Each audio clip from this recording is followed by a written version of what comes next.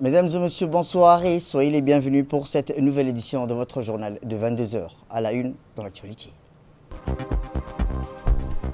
À la une dans l'actualité nationale, quatrième séance publique de la deuxième session ordinaire du Parlement.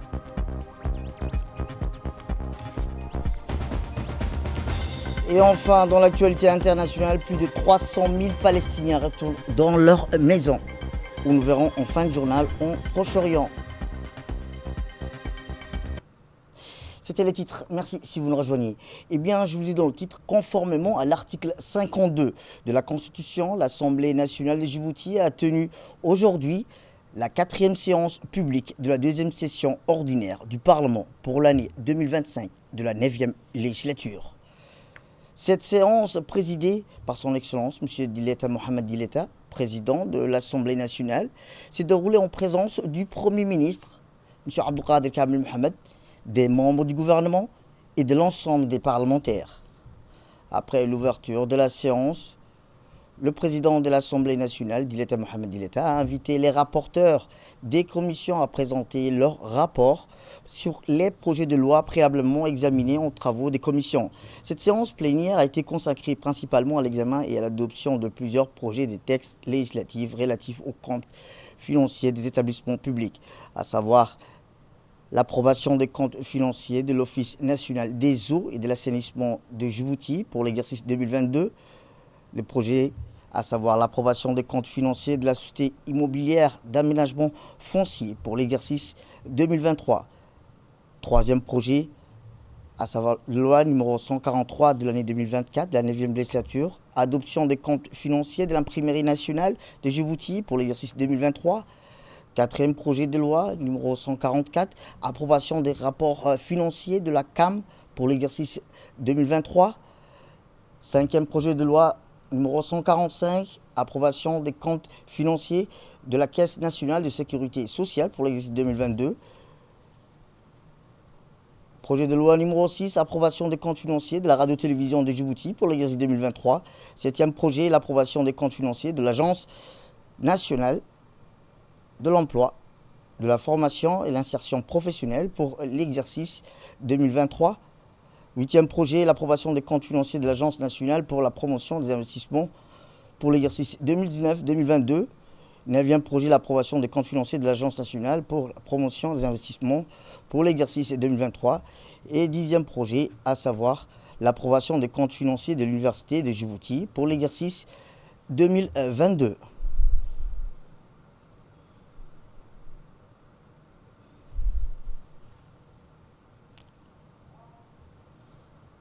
La représentation nationale, dans le cadre de leur mission de contrôle et d'action gouvernementale, est gardienne de l'intérêt général et garant de la rigueur budgétaire, ont interrogé l'exécutif sur des enjeux fondamentaux liés à la gestion comptable, aux performances financières, aux défis structurels et aux perspectives d'amélioration des établissements publics. Face aux interrogations, les membres du gouvernement ont apporté des réponses précises et constructives et les efforts considérables déployés par ces institutions pour atteindre leurs objectifs stratégiques. Quelles mesures envisagez-vous, Monsieur le ministre, de mise en œuvre pour remédier aux problématiques d'assainissement rencontrées dans les villes populaires, dans le quartier 5, 6, 3 et 4? Concernant l'assainissement, je dois vous dire, Monsieur Hussein Mohamed Ali, si la facture que vous recevez, la facture d'eau que vous recevez, c'est uniquement l'eau facturée. Il n'y a pas d'assainissement. Assainissement, c'est 1%. Et Dieu sait combien de stations d'épuration des eaux usées on a fait durant 2024. Station d'épuration de Balbala, station d'épuration phase 2 d'Emerjog, et ainsi de suite. Je dois vous dire que ces charges importantes sont pourtant couvertes par les recettes de l'eau. Concernant l'assainissement, maintenant nous avons 22 400 mètres cubes d'eau pour usine de salement. 22 000 à Dagala, ça fait combien? 22 000 et 20, ça fait 42 000. 40 000, c'est toujours les forages de basalte fissuré qui alimentent. Tout le monde a de l'eau. L'objectif de l'ONEA, c'est d'éliminer les forages qui, par suite d'une intrusion saline, sont un peu chargés en sel. C'est d'éliminer mais 82 000 mètres cubes, on doit éliminer les 40 000 mètres cubes de forage au fur et à mesure. Parce qu'actuellement, comme vous connaissez, tout Belbala a de l'eau de bonne qualité. Un jour sur 3, quartier 6, quartier 5, quartier 7, ils reçoivent de l'eau douce. On veut améliorer et augmenter pour qu'il y ait de l'eau douce partout, par l'entremise de Adegala et plus tard par la deuxième phase du projet de dessalement. Je dois vous dire que l'ONAIAD fait des efforts importants depuis son accession à l'indépendance. Le Premier ministre est là. À l'époque, on consommait galerie de Rennes plus forage. Après, on a supprimé la galerie de Rennes, forage. Après, forage à Degala. Après, forage à Degala, dessalement. Ça augmente, mais dans le sens de l'amélioration. Je dois vous dire que l'ONAIAD a des difficultés pour recouvrer toutes ces charges, mais je crois que l'avenir est vraiment glorieux pour l'ONAIAD. Merci beaucoup. Concernant l'RTD, le résultat net de l'exercice s'élève à moins 43 549 623 francs Djibouti. Quelles mesures envisagez-vous, Monsieur le ministre, de mettre en œuvre pour assurer le recouvrement des créances relatives au secteur public? Merci de votre attention. Comme vous le savez, la RTD vient de loin. C'est une institution qui est en train de se relever et qui est en train de faire beaucoup d'efforts, énormément d'efforts en matière d'assainissement du personnel, en matière de créances et en matière de dettes croisées au niveau de la CNSS et de l'impôt. Avec l'appui du ministre du Budget, nous en sommes à mi-chemin. À mi-chemin, quand je vous dis, c'est en 2025, Inch'Allah, on espère s'en sortir et d'épurer l'ensemble des dettes de la RTD et de pouvoir recruter pour une fois, parce que ça fait longtemps qu'on n'a pas encore recruté la RTD, d'abord régulariser des agents qui sont déjà en place et recruter et innover. Bien sûr, parallèlement, on est en train aussi d'investir dans des matériels de haute technologie pour que la RTD aussi puisse concurrencer les réseaux sociaux et les autres chaînes qui sont présentes dans le réseau. Je vous remercie. Eh bien, son Excellence, M. Abdelkader Al Mohamed, Premier ministre, a tenu à exprimer ses remerciements aux parlementaires pour leur travail accompli tout au long de cette session. Dans son intervention, il a rappelé que malgré les divergences qui peuvent parfois animer les débats, l'engagement envers la nation et la volonté de contribuer à son développement harmonieux reste un objectif commun partagé par tous. Le président de l'Assemblée, chers collègues, honorables représentants du peuple, je voudrais vous remercier à la clôture de cette session parlementaire du travail accompli. Durant cette session, le Parlement et le gouvernement ont travaillé ensemble sur les questions essentielles qui concernent le pays et le peuple. Nous avons certes une certaine différence d'appréciation sur des questions, mais à la fin, on arrive à résoudre et à surmonter tous les obstacles. Je vous remercie encore. Eh bien, à l'issue des votes favorables des parlementaires, ainsi, M. Dileta Mohamed Dileta, président de l'Assemblée nationale, a tenu à remercier l'ensemble des parlementaires dans la conduite des travaux de ces commissions. Ordinaire, je voudrais à mon tour remercier mes collègues parlementaires pour leur contribution et le travail conséquent effectué tout au long de la session. J'associe aussi les membres du gouvernement et son Excellence Abdelkader Kamil Mohamed, le Premier ministre, pour la réactivité responsable et l'étroite collaboration dont ils font preuve à l'égard du travail législatif. Aux ministres et aux députés, je vous donne donc rendez-vous au mois de mars concernant les activités plénières dans l'hémicycle. Sur ce, je déclare la 4e séance publique et la seconde session ordinaire 2024 close. Direction l'Université de Djibouti qui a organisé hier dans la salle de conférence de l'Université de Djibouti un événement marquant consacré au Conseil local de développement. Cette conférence a rassemblé des acteurs clés autour des thématiques essentielles telles que l'éducation, la santé et d'autres secteurs cruciaux pour le développement du pays en partenariat avec l'ambassade de France. En présence du ministre de la Santé, Dr Ahmed Roble Abdilé, la rencontre a vu la participation des personnalités influentes, notamment le président de l'Université de Djibouti, Dr Jama Mohamed Hassan, l'ambassadrice de France à Djibouti, Madame Dana, le secrétaire général du MENFOP, Mohamed Abdallah Mayoub, ainsi que le directeur général du CHU de Djibouti, ainsi que des experts des différents domaines ont également enrichi les discussions par leurs contributions.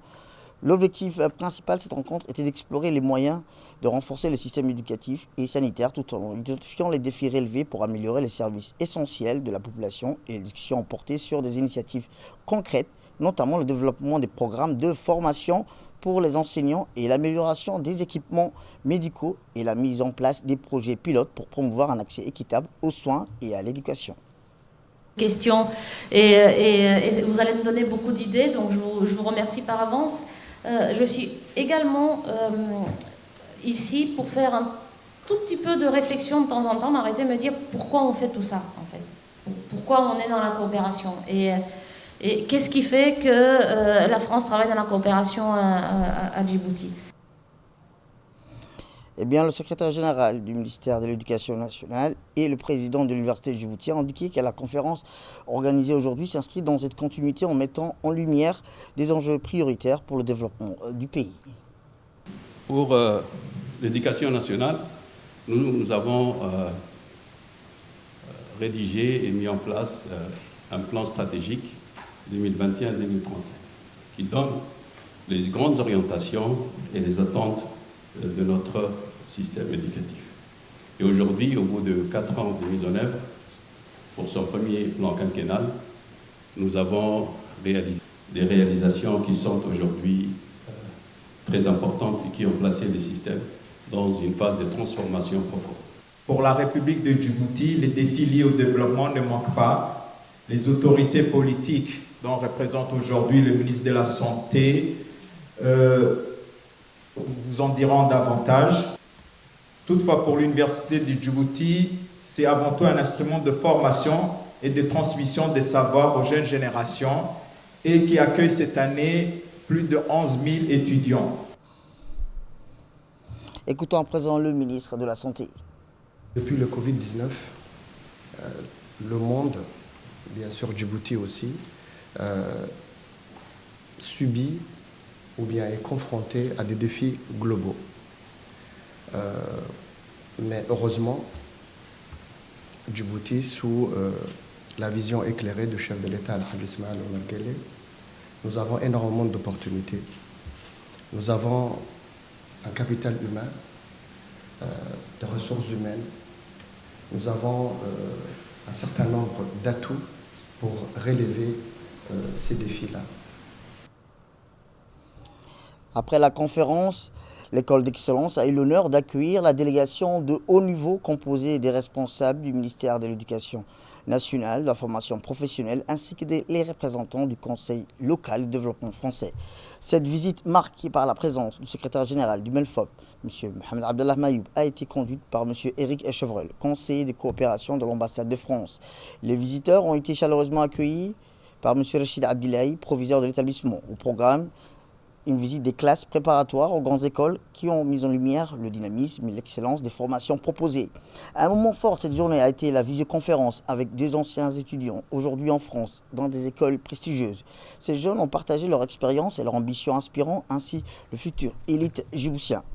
Les membres du ministère de l'Éducation et des Affaires étrangères français ont également participé à cet échange, soulignant l'importance des collaborations entre la France et Djibouti. Cette visite témoigne de l'engagement des autorités djiboutiennes et françaises envers l'école d'excellence, un véritable modèle éducatif qui forme les élites de demain et favorise leur insertion dans le monde.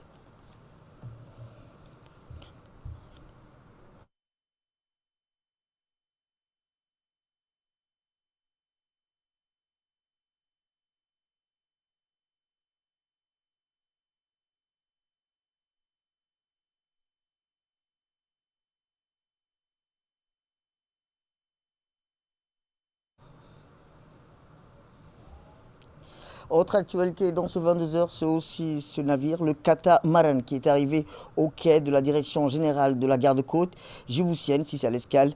Le catamaran, Lo Spirito di Stella, bâton pavillon italien sous escorte des patrouilleurs de la Garde-Côte djiboutienne.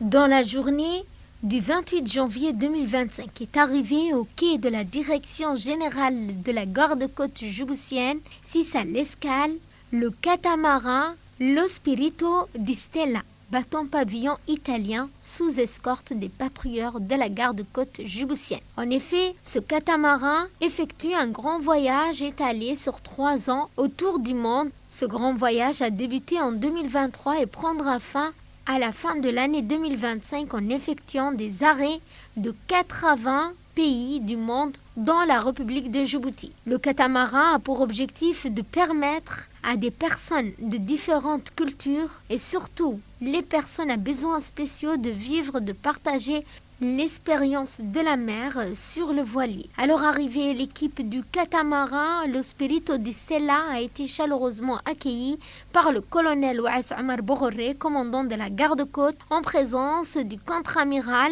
Dani Civico, commandant adjoint des opérations ASPID, du colonel Marco Podi, attaché de défense de l'ambassade d'Italie, et du commandant de la base logistique de l'Italie en République de Djibouti.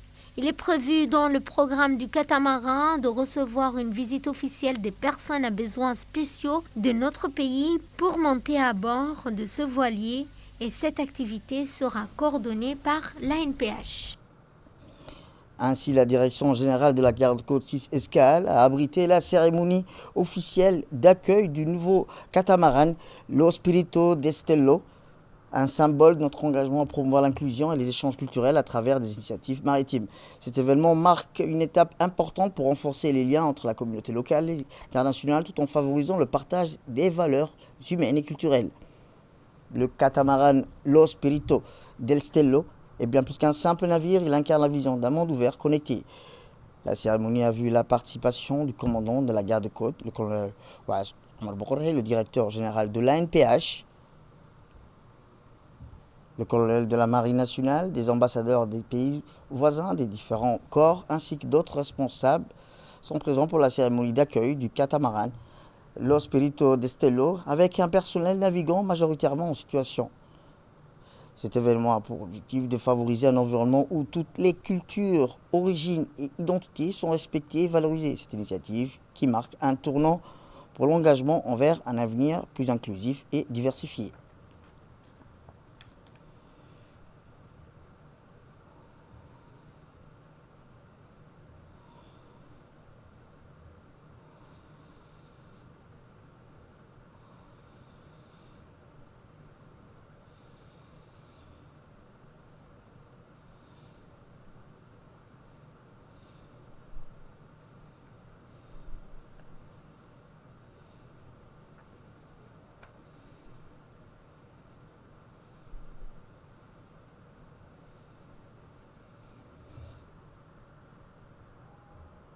Le colonel de la garde-côte a indiqué que cet événement marque un tournant important pour notre pays qui témoigne de l'attrait de Djibouti pour les marins du monde entier.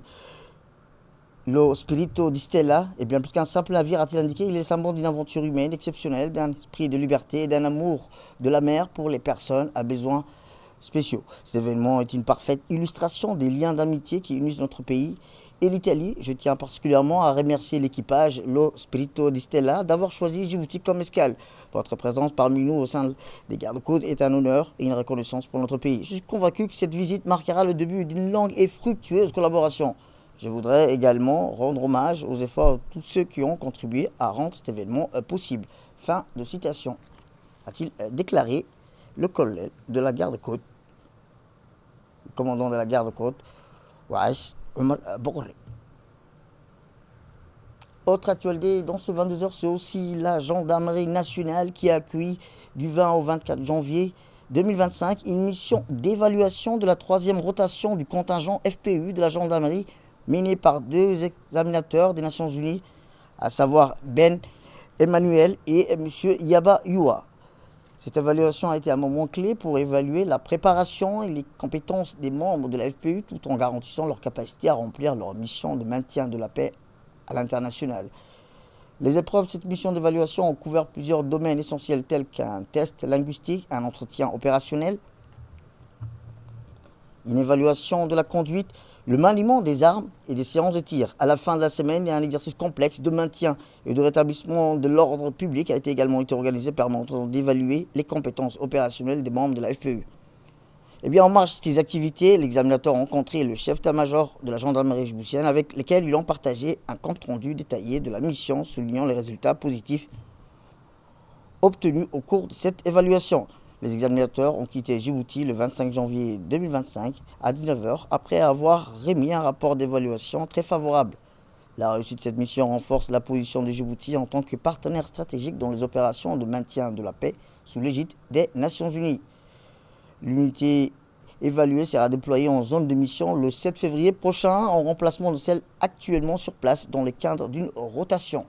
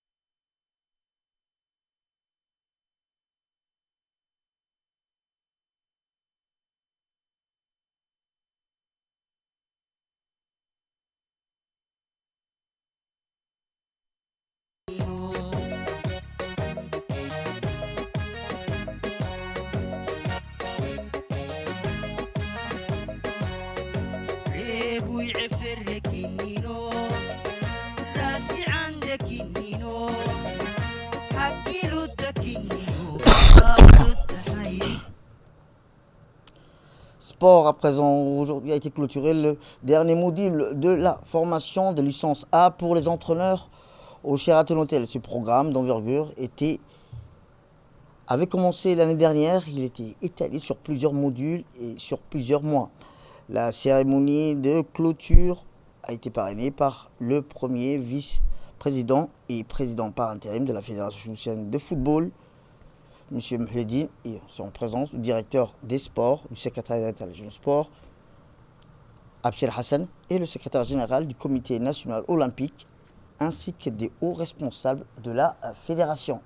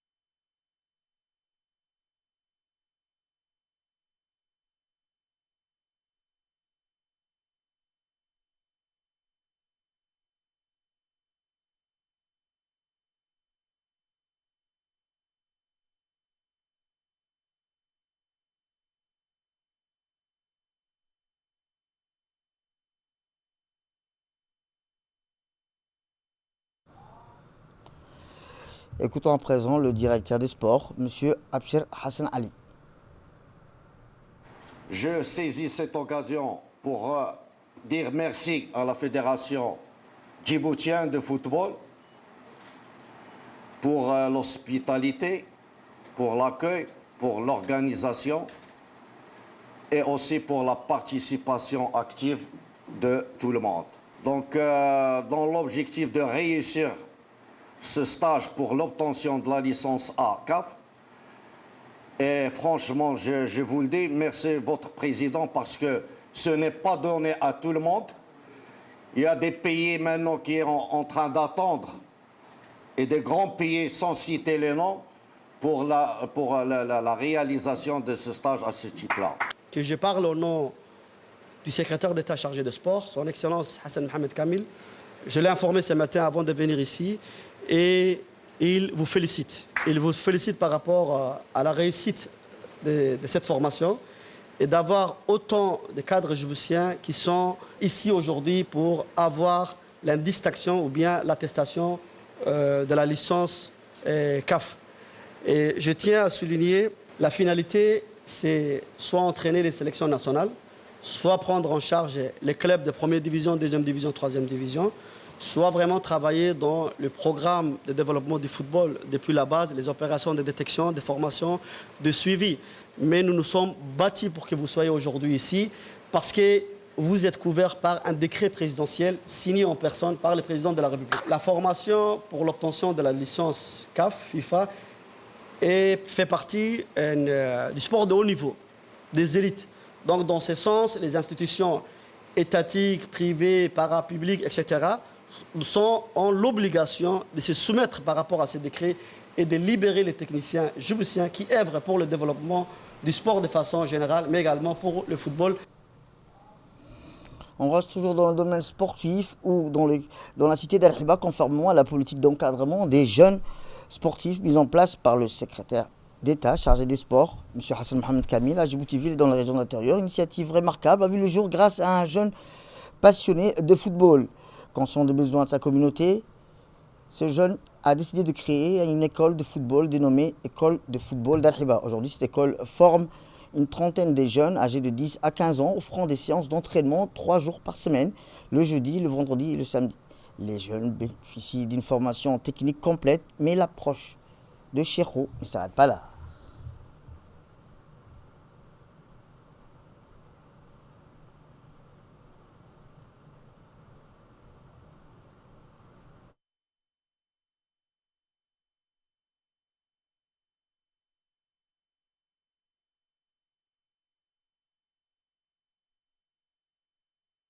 Le jeune directeur a souligné l'importance du suivi éducatif des enfants. Selon lui, un jeune qui ne parvient pas à obtenir des bonnes notes à l'école risque d'être exclu de l'école de football. Cette politique vise à encourager les jeunes à exceller non seulement sur le terrain, mais aussi dans leur parcours scolaire.